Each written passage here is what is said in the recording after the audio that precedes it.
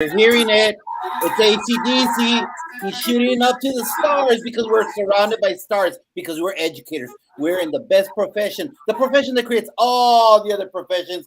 Education. Josh Tobar, principal of Memorial Pathway Academy in Garland ISD, Garland, USA. Ready to make sure that we're in the red zone where we score touchdowns every single last Thursday. Ready to rock and roll because you know what? We have a plan. The plan is helping the future of the United States, the future of our awesome country, our children. So it doesn't matter where you're at, whether you are in Alaska or in Hawaii, whether you're in Maine or in Florida or anywhere in the 48 middle, we need you. We need your opinions. We need your feedback. We need your how-tos because you know what? We're all in the same boat. After that disease, we're all together, and the only way we move ahead is by being stronger together. What do you think about that, Dean? Josh, I can't match that enthusiasm, but I'm going to say this. Thursday nights all are about connecting around the world, around the country, everywhere we look to try to find people that really have like-mindedness to what we think and what we preach all the time on our show.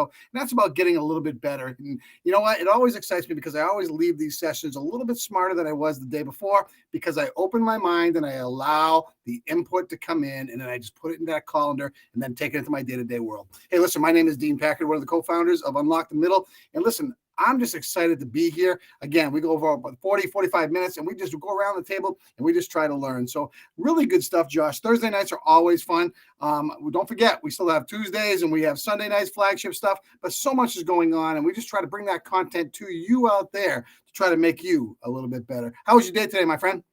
Beautiful, awesome, getting ready for Holy Friday, then Easter. But ultimately, you know what? We can't go on without keep on sharpening our tools. You know, the last red zone that we had, Dean, great idea, having all those special ed representatives help us become better version of ourselves with that. This week curriculum. Hey, the red zone next Thursday, not this one, but next one. Five head football coaches from across the country. Hey, let's not take away from the thunder tonight, though, my man. Oh, my bad. We got some great personalities here tonight, man. Hey, let's go curriculum. Killing me. Who cares about football? Let's go curriculum. You're marketing next week already. Curriculum tonight. Why don't you start off with that? Because I'll tell you what, we are knee deep in curriculum every single day. And I'll tell you, we try to. If the one thing I've always learned about curriculum, it's always evolving. It's always something that has to have input from a lot of different people. And quite frankly, we got to be able to continuously build that and look at those review cycles and make sure we're staying as current as we possibly can. What do you think of that, Josh? I think that we're on fire and we're ready to rock and roll from the experts. Bring them on in. Why don't we bring them all in? We ain't no particular order. Let's go here. This is where my intern would come in really handy. Anybody out there that wants to be an intern to Unlock the Middle, just reach out to Josh Tobar. He is taking applications and he will vet them appropriately and get back to us. Welcome, everybody. What a great group we have with us here today across the board. We're excited to have all of you here today. Hey, in no particular order, but I'll just start up top. Sheikha, welcome to the show. Sheikha, tell everybody where you're from, what you're all about, and a little bit about your origin. We're going to go right around the whole area here. Thank you, Dean and Josh, for having me. I'm Sheikha Houston. I'm in Chester, South Carolina. With my district, I'm the director of secondary interventions. I've been a teacher for 5 years, an assistant principal for 8 years, principal for 5. This is my 3rd year in the position as director of secondary interventions. I'm also the co-founder of Create and Educate, where we help schools transform or if they are in turnaround status, we help them with professional development. Awesome. Well, welcome back. You've been a staple on our show before. It's great to see your smiling face back once again. Jason, you're up.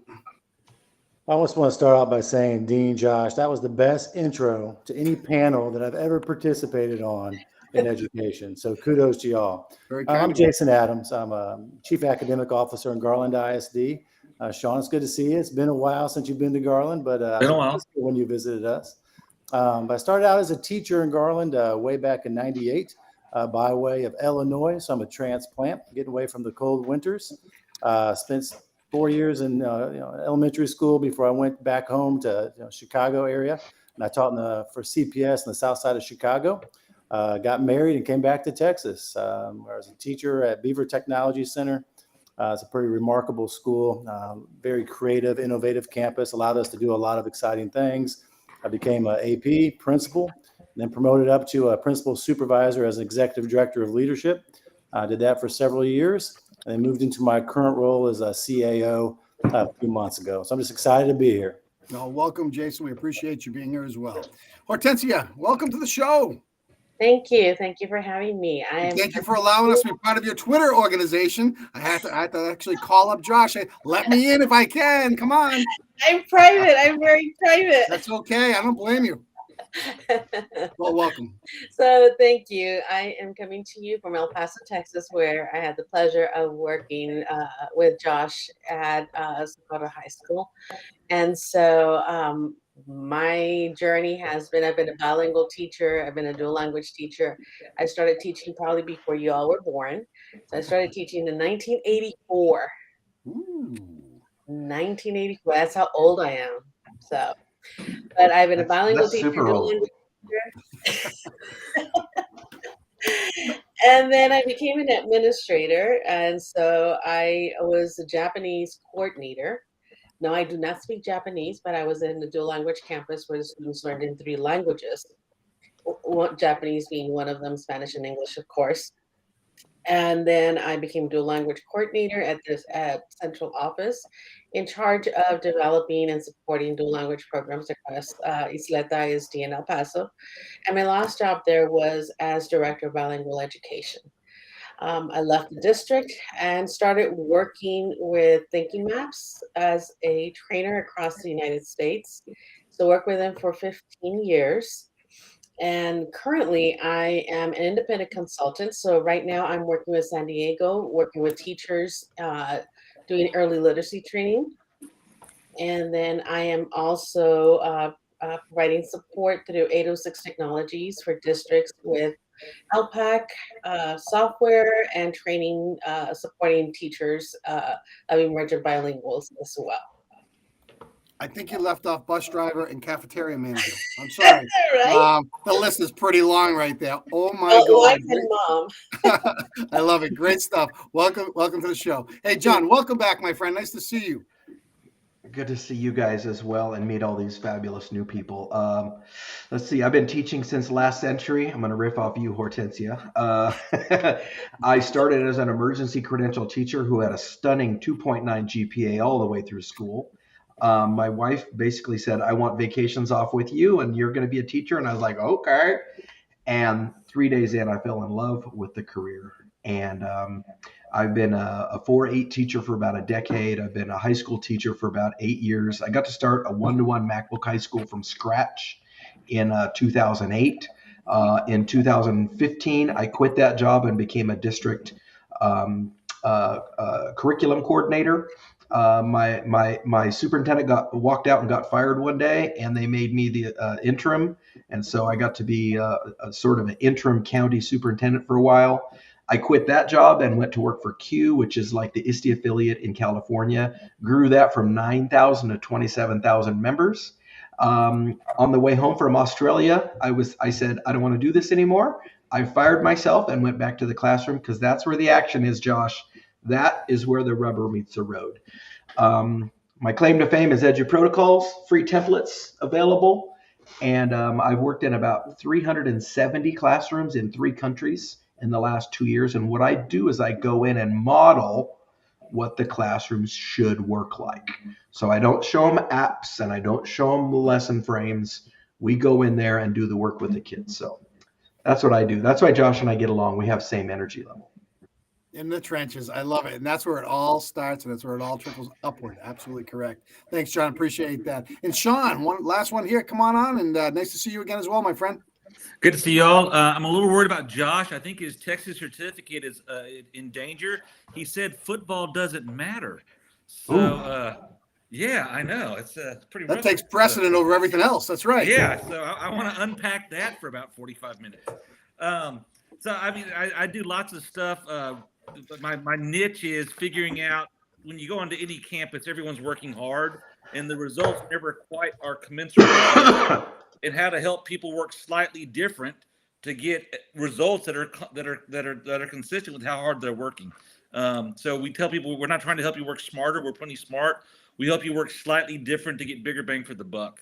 In that journey, I've worked all across the country, written a number of best-selling books, and like John there, I just live in classrooms every single day. So glad to be here. Great to have you all. I love all your stories. That's going to lead us right in to our topic about curriculum now. Josh, kick it to you. So, Sean, let's just start off with you right now where you left off. What got you interested to get involved with establishing protocols, implementing design programs to help establish a strong curriculum in the classroom based on Texas or wherever we're addressing, California, South Carolina? What got you interested in this aspect? Did you say Sean or John? You, my man, you. I'm deferring to Sean either way. You're up. What really got me into that is that I'm one of the first. I was one of the early principals when accountability hit Texas. So just like Ms. Pena, I got a gray beard, and so we had all that. When we hit into high stakes accountability, we have these aligned tests to what we're supposed to teach, and no one early on would tell our teachers what that should be. And so very early on, recognizing teachers bust their tails all day long, it's like if I just gave my teachers a playbook of what we'd be accountable for at the end of the year, that my teachers would get us there. And I remember my first conversation with my district curriculum, where I sat down with them and said, hey, you know what? This accountability is kind of tough. All we want is like a syllabus that lays out what we should do at the right time to make sure we cover everything our kids are going to be accountable to perform on the test. And they looked at me and said, well, that would be hard. I said, well, you should be in the classroom where it's really difficult. If you're in the classroom, you know how to do it. Yeah, so that's really where it's come down through, is the idea is that if I give hardworking teachers the what and the when, and they're not having to think about that all the time, we can spend a whole lot of time thinking about the how.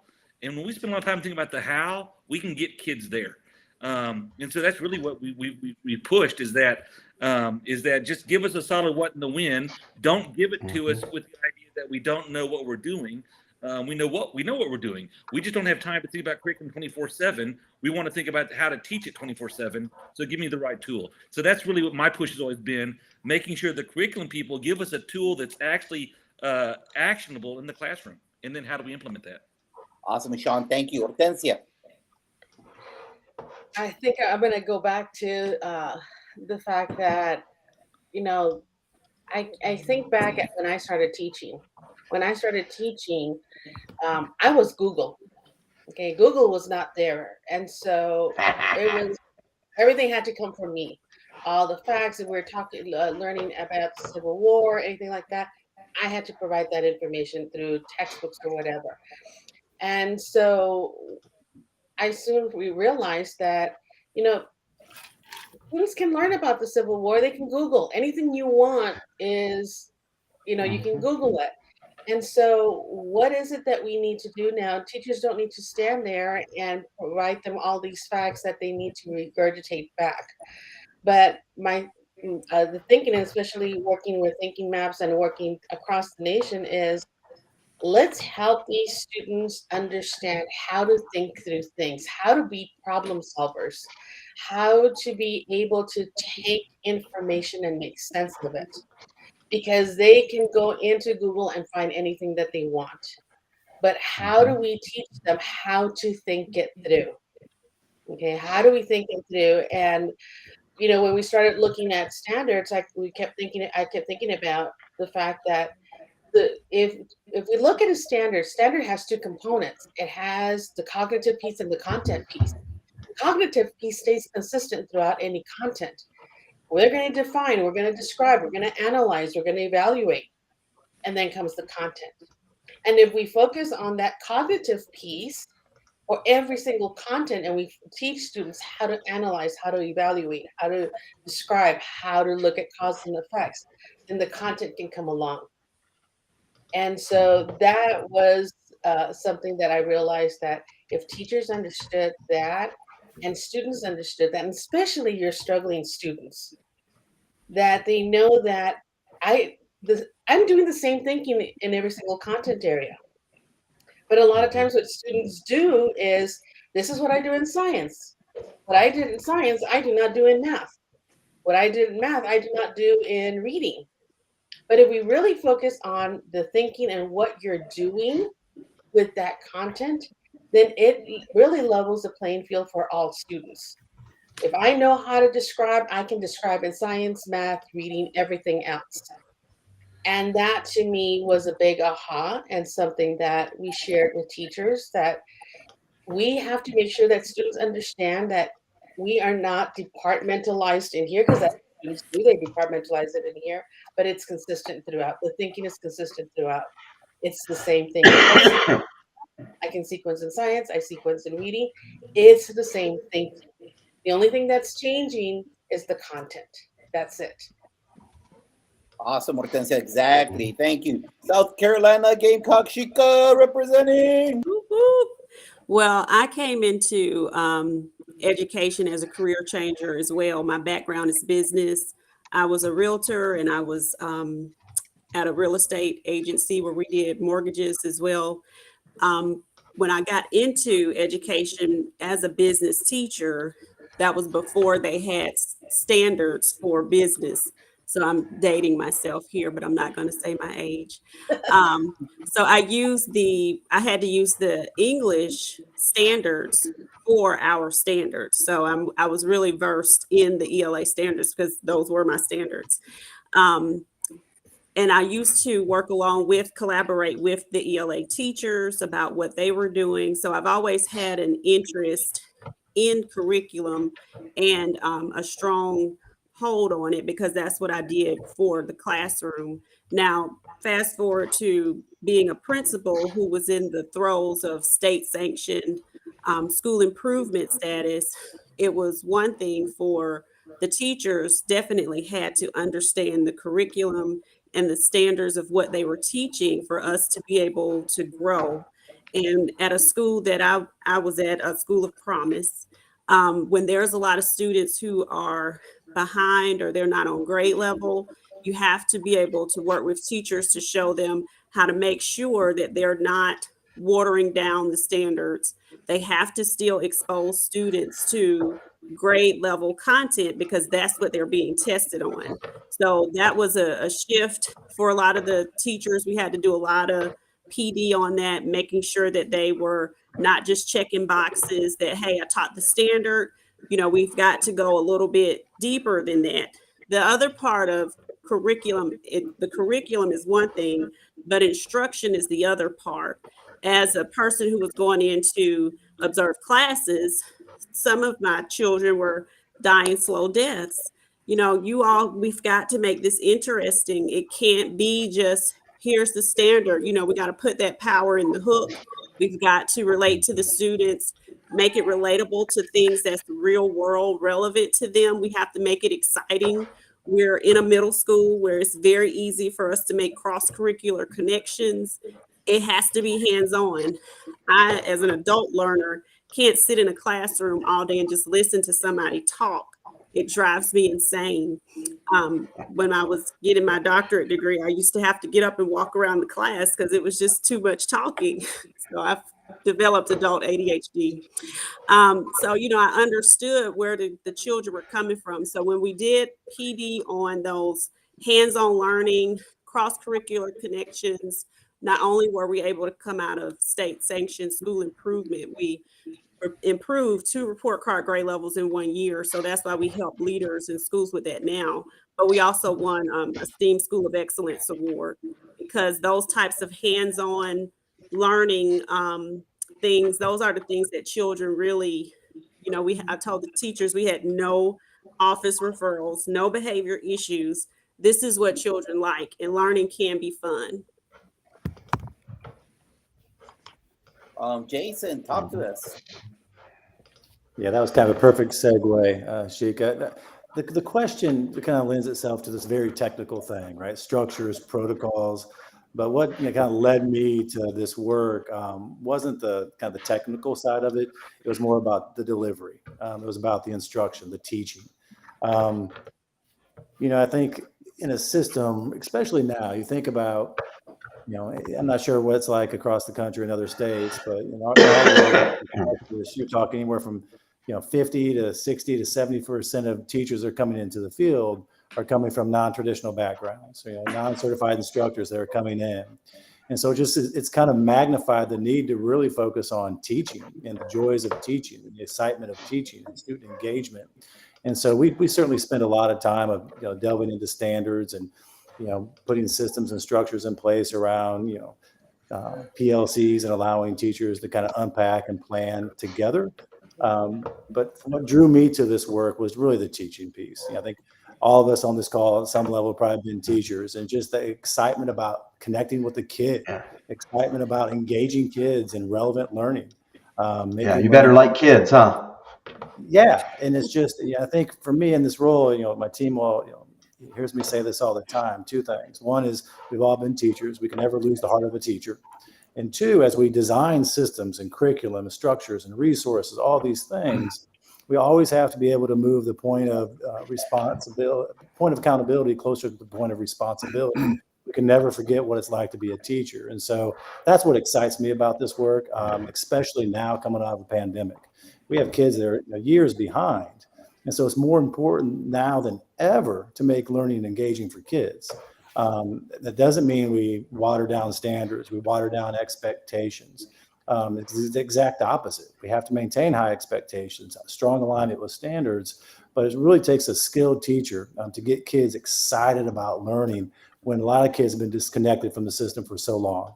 And so that's kind of what excites me about this work. I work with an incredible team. When I go to campuses and I see this in action come to life, that's what draws me to it. Great. Awesome. John.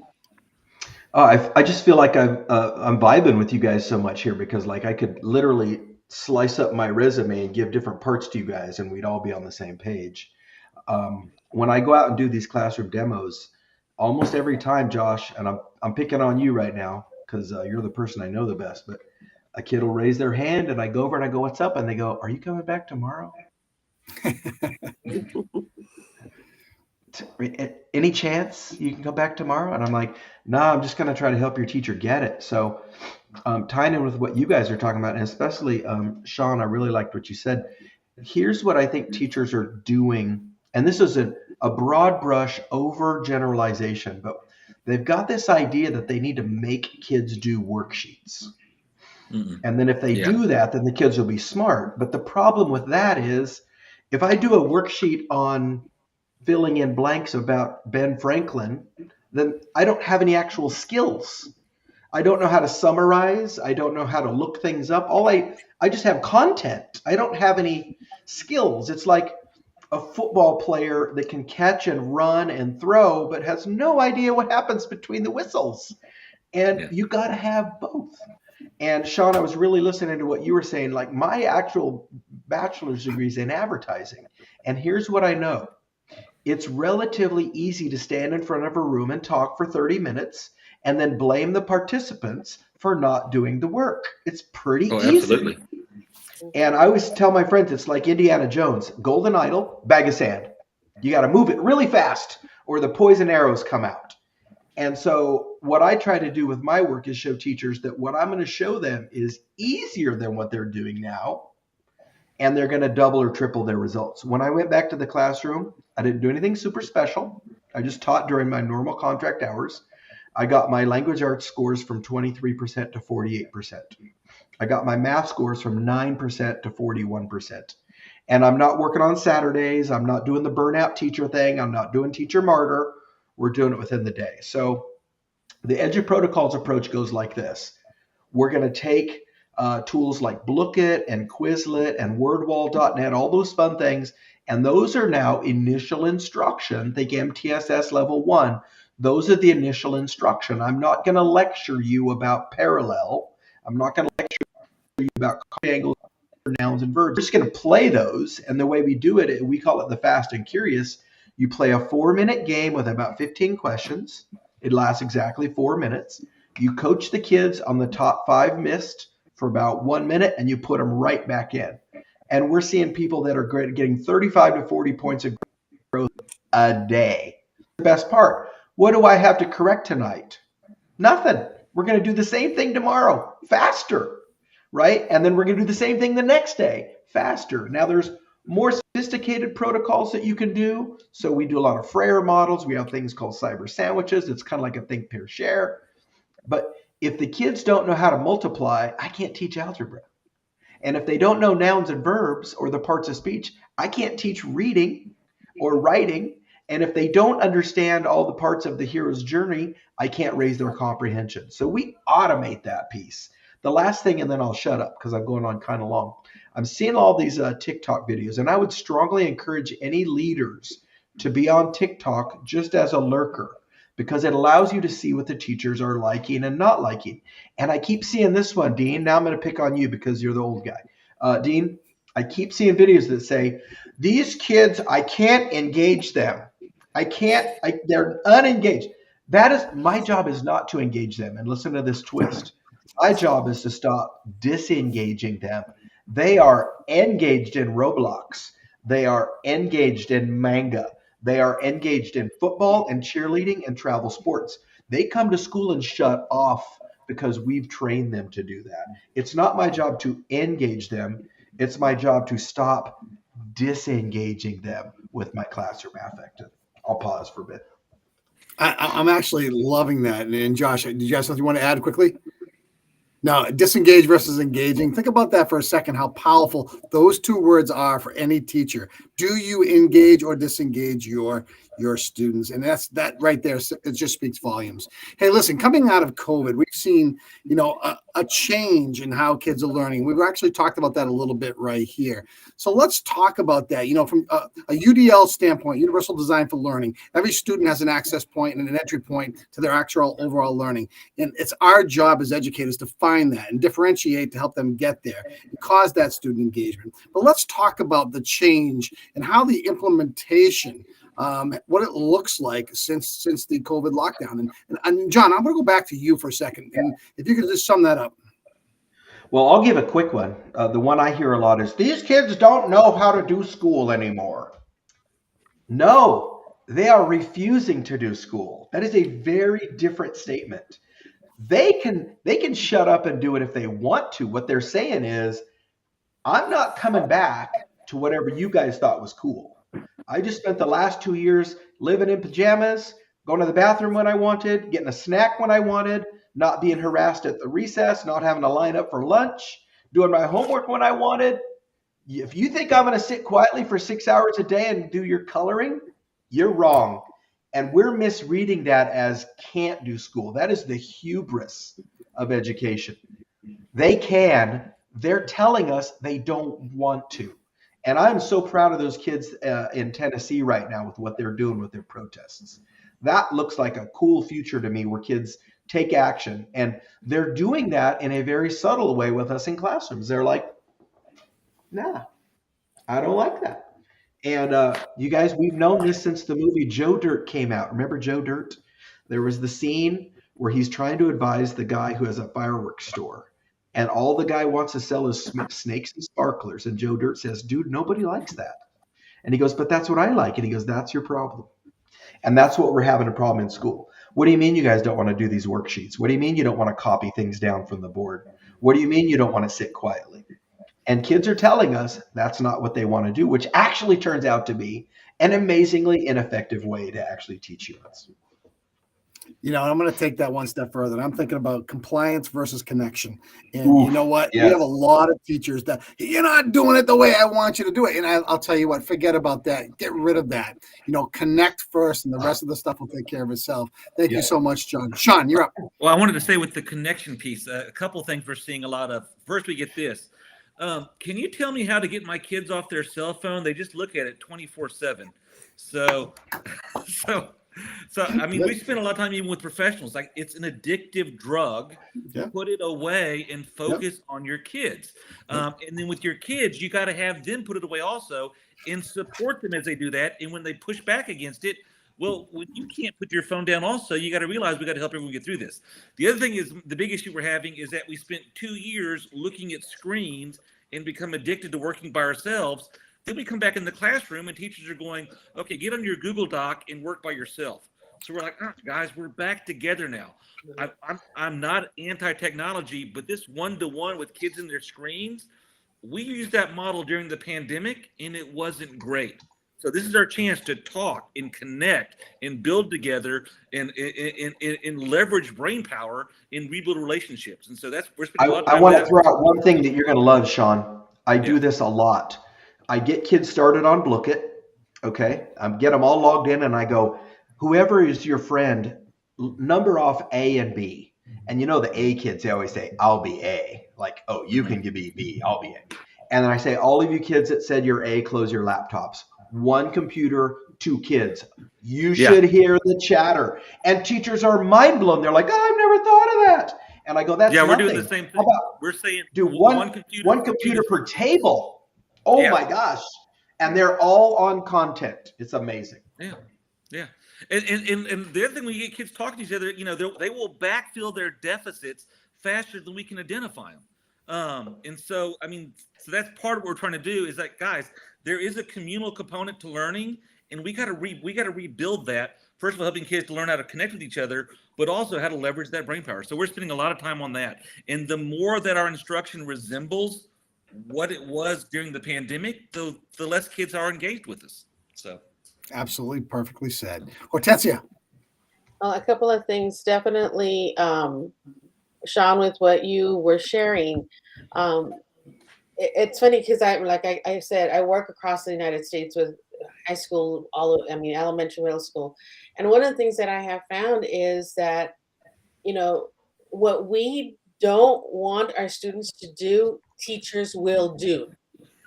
Yes. So we will be in a training and they will have their laptops up. And I'm going like, this is interactive. You're supposed to be talking to each other and they're on their laptops. I have teachers that bring knitting needles to PD. Like that's even lower than smartphone. We start off by reminding people, you know, we have this gift, this chance to network. So let's put our phones down and do that. So, right. Definitely. You know, Josh was trying to get a hold of me earlier and he's like, hello. And I'm like, sorry, we were having dinner and phones go off during dinner, you know, because that's, you know, that was our rule in the house. And even though my girls are gone now, my husband and I still do the same thing, you know, talking about when do you engage, when do you disengage. But one of the things that, especially working with the younger primary grade, one of the things I keep hearing about over and over again is this fact that, well, kids haven't been in school. They don't understand school. Yeah, I have second grade, but remember they were at home kindergarten and first grade, so they're not at level. And, you know, we keep blaming the pandemic, you know. And we're 2 years out of it now. Right, yeah. And we're 2 years out of it now, but we're still focused on that. Because we like to blame the kids instead of being introspective. It's way harder to fix us than them. And the thing about it is that we're focused on what they can't do. Yeah. They can't do this. They can't do right. They can't read. They can't And I always stop and I'm like, okay, stop. Tell me what can they do? Because until you know what they can do, then you know where to take them. So let's not focus on what they can't do. Let's look and see what can they do. When we start there, then we've got a roadmap of where we need to go. But when we're just listing what they can't do, where do we start? You're going to love this, Hortensia. I've done this in IEPs. I look over at this teacher and I go, are you very good at Roblox? And the teacher's like, oh, no, that's too fancy. And I go, well, he's number 2,000 on the planet. So maybe he does have some skills. They're just not what you're looking for. Right. Well, you know, I was working with one group with, and I'm just like you, John. I'm in the classroom with teachers. So I will demo a writing lesson, a reading lesson, and then so I'm in there with the classrooms, and then they do it. So I was doing a piece of writing and small group writing, and so this one teacher was chosen to bring me a small group so I could demo the lesson. And she said to me, she goes, you know, if I had known you were doing writing, I wouldn't have picked so and so because he can't write. Oh. And I'm like, that's okay. He's not going to get any better at that attitude. Right. I said, leave him here. I said, that's okay. So I started the lesson, and then he's like, Miss Pina, I can't write. I'm like, that's okay. That's what I'm here for. I'm here to help you. We're gonna get through this and do it together. He did beautifully. He wrote his whole sentence. He did it beautifully. And the sad thing about it was that after we were done, the teacher said he only did it because the principal was here. Yeah, back in the box. Yeah. And I'm like, but what does that tell you? He can do it. Mhm. Whether the I had principal's a there- girl in a demo the other day that wrote 9 sentences about random emojis, and she was very proud of herself. But I could tell from the grammar she wasn't like what we would consider an ideal writer. And I looked over at the teacher and I go, "What's she normally write?" And he says, "Nothing or one sentence." I go, "I want you to take your outcome for 180 days and match it with my outcome for 180 days. Let's see where we end up better." Because until you have what I like to call tonnage, you got nothing. You got to have a kid that's cranking stuff out. You got to get those reps going. So Well, yeah, my thing is always like, we can't control what happened during the pandemic. Let's take away what we cannot control, focus on what we can control. And what we can control is let's find out where these children are and start there and Well, carry them forward. and I spent a lot of time. Blaming all the other stuff. I Like when spent a we lot of say, time. well, parents aren't helping them at home. We can't control that. Let's I- control what we can. I'm I sorry. spent a lot of time working with teachers, telling them, "Look, guys, just start where you are and start the process, and expect hot garbage for the first Yeah. month. It's going to be a hot Now, if mess you for the first expect 3 hot weeks. garbage, Amen. Then you're not disappointed. But a month of hot garbage turns into and it turns into, well, that's not bad. And then in May, you're going, where did these kids come from? So that's Sean, can I quote Bono from the band U2? Can I Huh? quote Bono from the band U2? Oh, please do. They're my favorite band. You gave me nothing. Now that's all I got. Yeah. And Sean, even within that hot mess, Uh-huh. if the teacher looks at it closely, there's going to be diamonds in that hot mess. You know what's there? There's effort. There's sweat equity. Yes. Right. Yes. So I'll take Well, sweat you know what I equity. like to use as a model a lot is Bob Ross. And I don't know if you guys know this. Bob Ross was a drill instructor in the Air Force. And he woke up one day and said, "I'm not going to yell at people anymore." And he decided to draw people into painting. And if you watch Bob Ross paint, he doesn't really, this is to your point, Sean and Hortensia, he doesn't show you techniques. He shows you how to paint, right? How to paint. He doesn't say, this is 4 weeks on brush strokes and 9 weeks on color. Hey, let's just crack this thing open and see what happens. And Yeah. I would say his results have been pretty solid.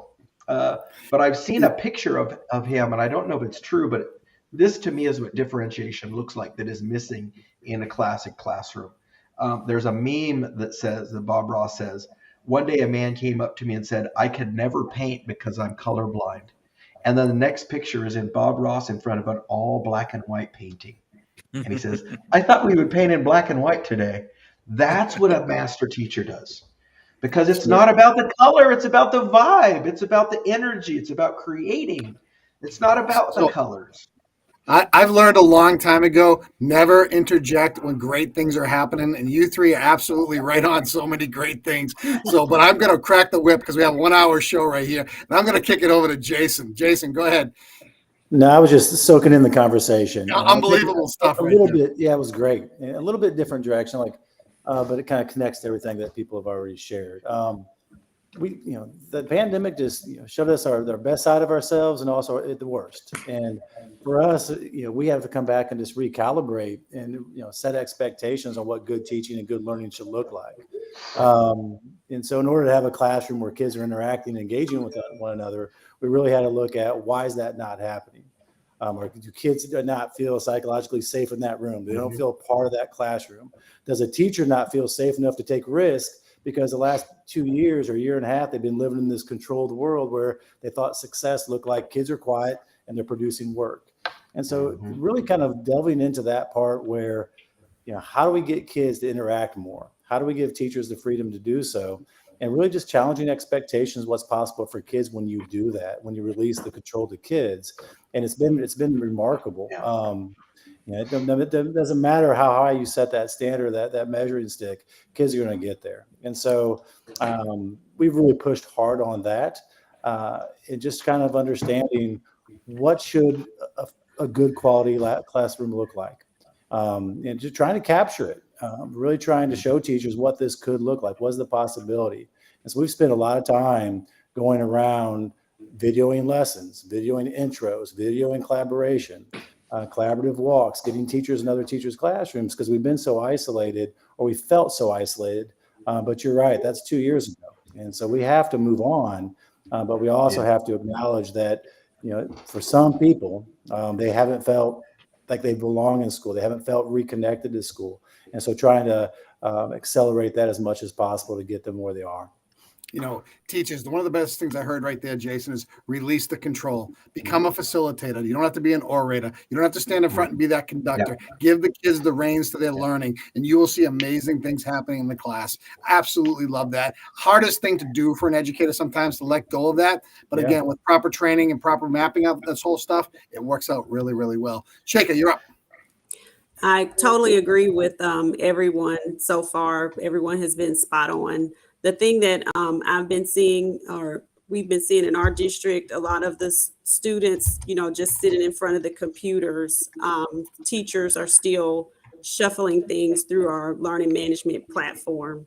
Even some of the children have spoke up to me, and I wish we didn't even have computers. So we've been doing some PD on just there's research that definitely shows how actual writing on paper helps children to retain things better when they're typing their notes. A lot of times they're just copying verbatim, and when you're writing with a pen or utensil, you have to process what you're seeing because you can't get everything down. So that processing helps them to start to retain a little bit of what they're seeing. So we've tried to build some of the teachers' capacity in that level, just letting them know, yes, we have this learning management platform, but that doesn't mean you have to shuffle everything through that.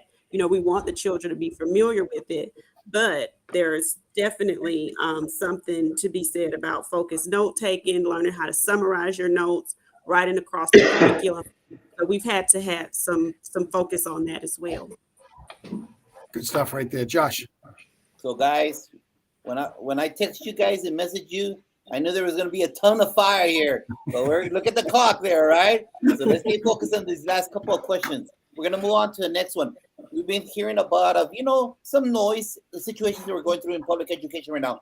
No more noise. Let's talk about success, because success breeds success. And that's a crucial part that we learn from each other's stories, experiences. That's the point of this show. That's the point of Sunday show. That's the point of Tuesday show, Sheka's show, Principal Cafele's show. It's about learning from each other, the success stories. So what have you brought to the table, your programs, your initiatives, your visions that have turned around a campus, a district, whatever it might be? Share it out there, because yes, sí se puede. Yes, it can be done. Hortensia.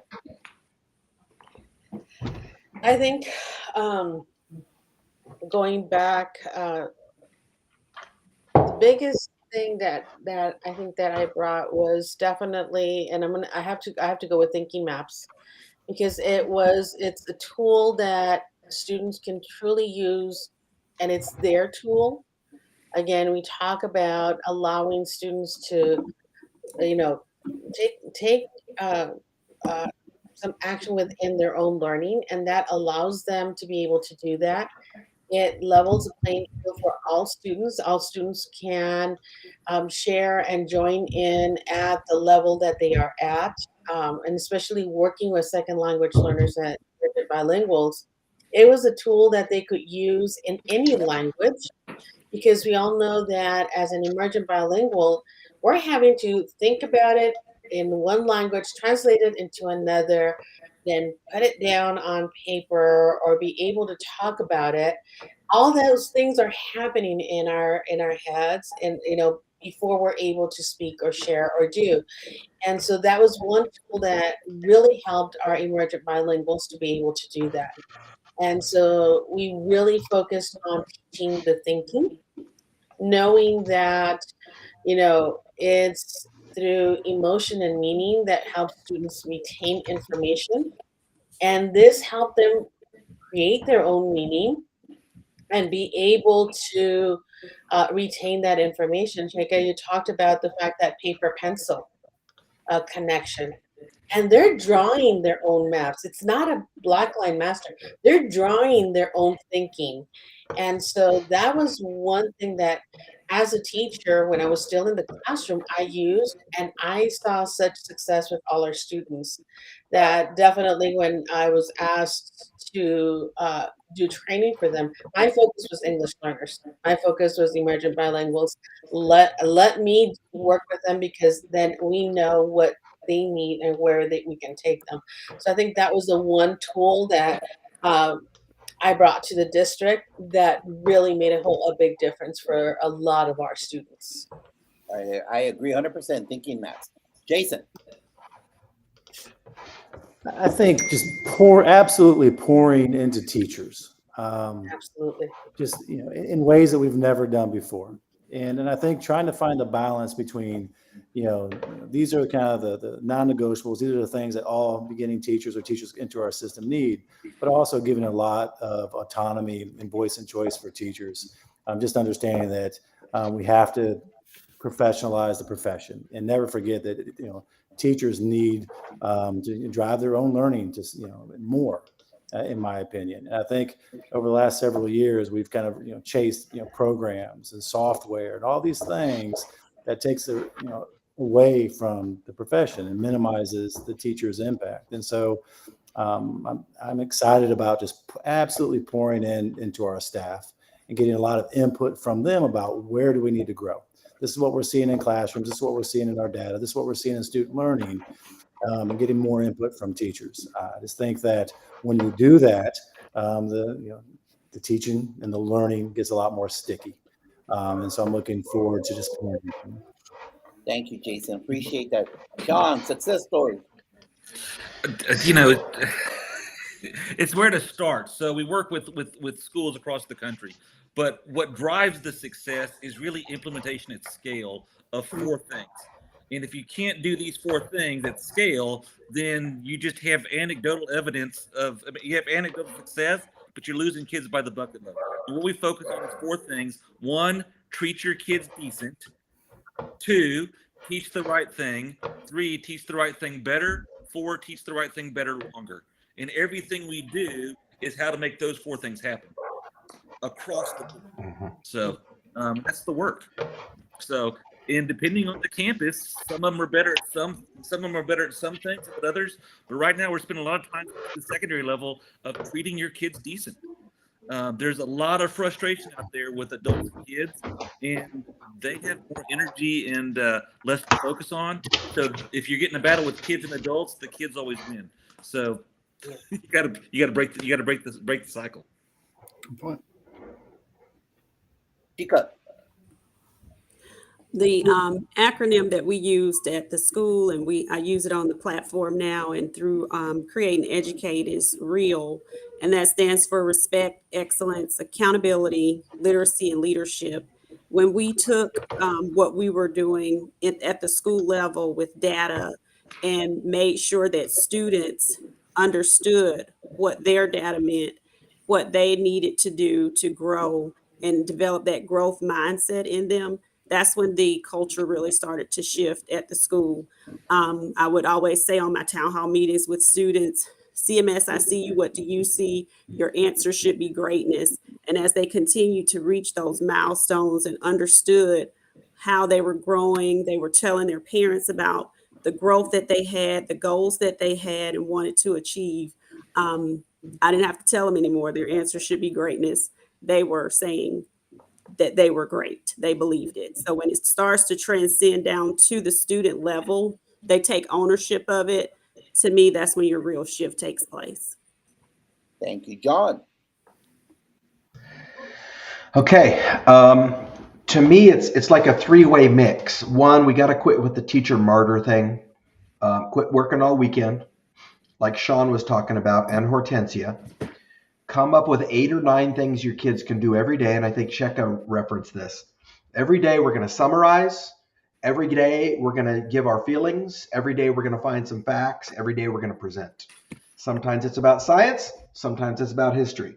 Second thing, I'm going to give kids real-time feedback. There's a kind of learning called ipsative learning. And Dean, if you've ever had to knock Josh off of his Candy Crush or his Fruit Ninja game, that's ipsative learning. You do a thing, you get a score. There's no actual prize, but you want to improve.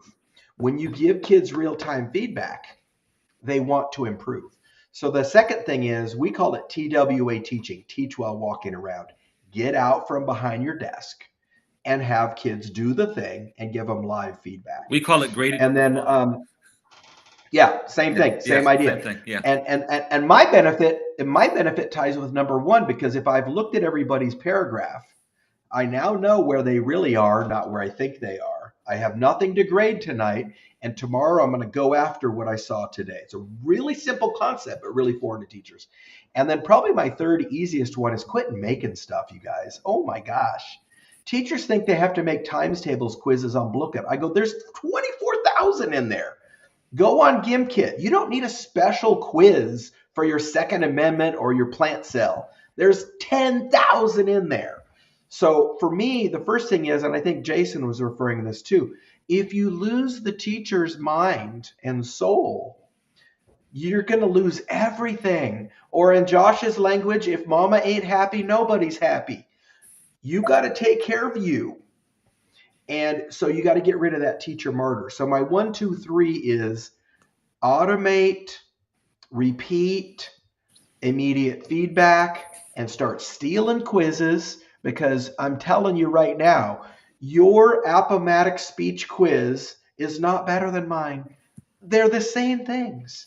So just go get somebody else's, hit copy, and use it for you. And those little 3 steps can make a dramatic difference. And I want to wrap up with one more little cool thought too you guys made me think of. I used to think I had to be like George Clooney in the classroom. Let me entertain you people. I am so amazing. Look at, I played football. I have a college degree. Aren't you amazed? They don't care. They literally don't care. And the female version would be Meryl Streep. Here's what I do now. I figured out. I am Hugh Jackman in The Greatest Showman. I have no actual skills. I just point and go, clowns, trapeze. And then I make the kids watch it and do it. And I facilitate. I'm Ryan Seacrest on American Idol. I don't actually sing. I just say stuff like, that was a really good song. And that changes the dynamic in the classroom, because now I'm not forcing kids to get on my train, because you're not gonna anyways. They're young consumers. They know they have options. They are not ready to drink your Kool-Aid just because you're 45 or 70 or whatever age you're teaching them. Hey, I'm just caught up in that. That is absolutely correct. They don't care. They don't want to know. They want to know how you're going to engage them. It's so good. All right. 20, not impressed. Hey, 20 to 25 seconds on this one here. A freshman is entering college, wants to get into this field of education. What do you tell them? What do you tell them about their future journey, and how do you help them propel into that next level? Shaker, you're up first. We need you. Make sure you're here, and we need your innovation. When you get into your first year of teaching, don't be afraid to speak up. A lot of first-year teachers think that their job is to defer to the veterans. Your voice matters. Speak up. We need your ideas. Hortensia. You're not alone. Okay, you're not alone. There are a lot of individuals out there that will help you. And your students are the ones that are more important. Make sure you focus on your students, what you're doing for your students, and know that you're not alone. And exactly as she was saying, what you're bringing to the table is important. And at times, you do have those veteran teachers that are great, but those brand new ideas is only going to bump up what they already know. Jason. Ignore some of the noise that's out there about education and teachers. It's the best profession in the world. People don't get to work with kids every day, are grumpier, sadder, and not as happy. Best profession in the world, most rewarding profession. We need you. Come join us. Be a life changer. Specifically, we need teachers in Garland ISD. So come on, reach out to me. Or Dudley Charlton Regional School District in Massachusetts. So I love it. You're absolutely correct. Sean, you're up. Vote. and vote like the profession needs it and that your kids need it. Because right now, the people winning elections aren't for teachers and aren't for education. Fair enough. John. Jason set me up perfectly for this. You don't have to teach. If you don't like it, quit. You get to teach. It is a privilege to be able to have 30 humans in your room every day. If you don't like it, we don't need you that bad. Go work at Amazon or a coffee shop. Do whatever you need to do. You have to love teaching to do it. If you don't love it, save us both the problems. Move along. Doesn't get any simpler than that, does it, Josh? Josh, you're up. All right, guys. Listen. 1 minute tops. Closing thoughts. 1 minute. No. I lied. Not even a minute. 30 seconds. We only have an hour on the show. 30 You're killing me, man. 30 seconds. Go. 30 seconds closing thoughts. Just like everyone said, I'm sorry. We do need teachers, and the teachers and leaders that we have collaborate. Make sure that you're not, dying out here alone. It doesn't have to be lonely at the top. Collaboration matters. Reach out to people. We're all better together. Jason. No, just, this is, first of all, thank all of you. This has been a great experience. Similar, this is the best profession. Don't feel like you need to road alone. There's so many people have come before us, and so much what we're doing in education right now is not new. The device or the modality is, and so much is already here. Don't think that you need to create and solve everything on your own. So much has been done for you. Make this works hard enough as it is. Rely on the resources and those around you to spend your time where you should. Hortensia. Leadership matters. Those districts where I saw that there was change happening, it was because the leadership was involved. So leadership matters. You have to be an instructional leader. John. Yeah, I got a double now thanks to that. If you're a young teacher and you're working in a district where you think the people are crazy, get out. You don't have to stay there for 30 years. You don't want to wake up 30 years from now and go, I could have been a good teacher if I'd had a chance. Run. There are good districts like with people like Jason and Sheka that want you. Find them. This is not a deal where you do 30 years and you get a gold watch. Last thing. If you like my vibe, if you're still on Facebook, you can head over to EduProtocols Community. 9,000 teachers in there sharing free stuff all day. You just say, I need, and they are coming at you. We are here for you guys. EduProtocols Community at Facebook. And if you're on TikTok, just look at the hashtag EduProtocols. You'll see a bunch of people there too. Sean. The profession matters. There's nothing more important than what we do. We change lives daily. Which is why I'm so passionate about the profession and what we do. And if you want to talk to me, I'm easy to find on Twitter or leadyourschool.com. So also, there's a good book out there. You might have heard of it called The Fundamental Five. I hear it's pretty good.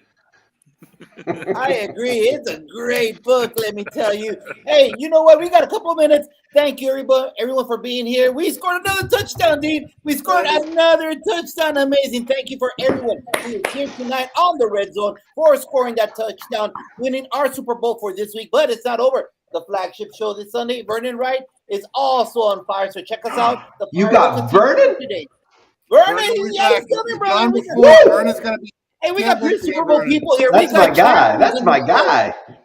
So just let you know, join us this Saturday and the following Sunday. Joe Sanfilippo, Pure Fire, Pure Stars, Unlock the Middle. Take us home there, Dean. Hey, first and foremost, I want to thank all you guys for being here tonight. Listen, we only get better because people like you come on and are willing to share.